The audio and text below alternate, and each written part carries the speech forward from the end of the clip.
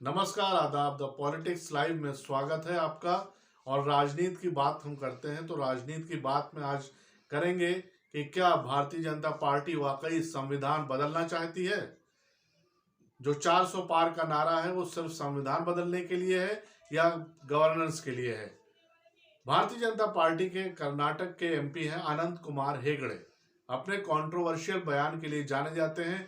उन्होंने आज एक बयान दिया है कि 400 पार यानी 2/3 मेजोरिटी पार्लियामेंट के लोकसभा में और 2/3 मेजोरिटी पार्लियामेंट के राज्यसभा में इसलिए चाहिए क्योंकि संविधान को बदलना है।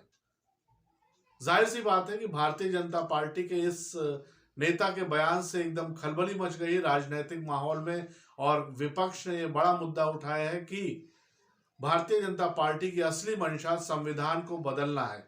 यानी बाबा साहब अंबेडकर ने जो संविधान देश को दिया था उसको बदलना चाह रही बीजेपी। हालांकि भारतीय जनता पार्टी इस बात से लगातार इनकार करती रही क्योंकि इससे पहले कई बार इस मसले पर डिबेट हो चुका है कि क्या संविधान बदलना चाहिए।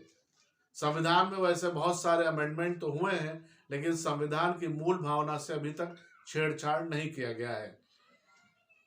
अनंत कुमार हेगड़े के इस बयान और चुनाव से पहले यह बयान दोनों तरफ से अगर देखा जाए तो भारतीय जनता पार्टी को फायदा भी पहुंचा सकता है क्योंकि वोट का ध्रुवीकरण उनके पक्ष में हो सकता है और नुकसान भी कर सकता है क्योंकि भारतीय जनता पार्टी के साथ जो पिछड़ी जातियां हैं या जो अनुसूचित जाति जनजात के लोग हैं वो भारतीय जनता पार्टी से छिटक सकते हैं।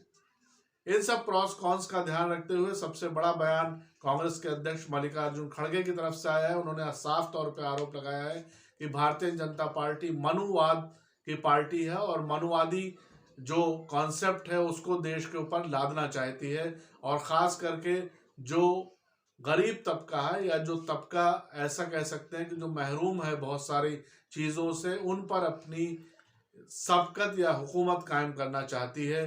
तो ये कांग्रेस की तरफ से आरोप लगाया जा रहा है।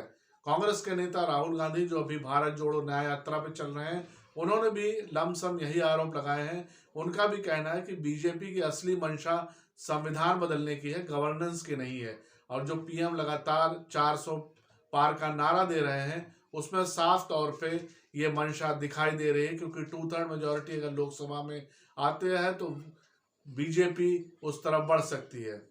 हालांकि पिछले कार्यकाल में जो कार्यकाल अभी समाप्त हुआ इसमें भारतीय जनता पार्टी ने आर्टिकल 370 को और 35A को जो जम्मू कश्मीर को स्पेशल स्टेटस देता था उसको ख़त्म किया, जम्मू कश्मीर के राज्य के दर्जे को ख़त्म किया, 2 यूनियन टेरिटरी बनाई है। तो ये सब चीज़ों को देखते हुए ऐसा लग रहा है कि अनंत कुमार हेगड़े ने जो बात भारतीय जनता पार्टी के अंदरूनी तौर पर चलती है उसको बाहर ला दिया है।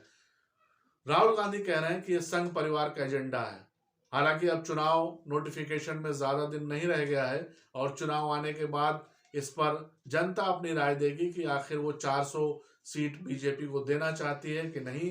इससे पहले राजीव गांधी को 1984 में 403 सांसद की पार्टी मिली थी जब इंदिरा गांधी की हत्या के बाद उन्होंने चुनाव कराए थे और अब 400 को पार का नारा नरेंद्र मोदी दे रहे हैं जिनकी लोकप्रियता बहुत ज़्यादा है और लगातार वो बीजेपी के लिए एक से एक चुनावी जीत हासिल कर रहे हैं। तो अब नरेंद्र मोदी ने नारा दिया, अब जनता को अपनी राय देनी है।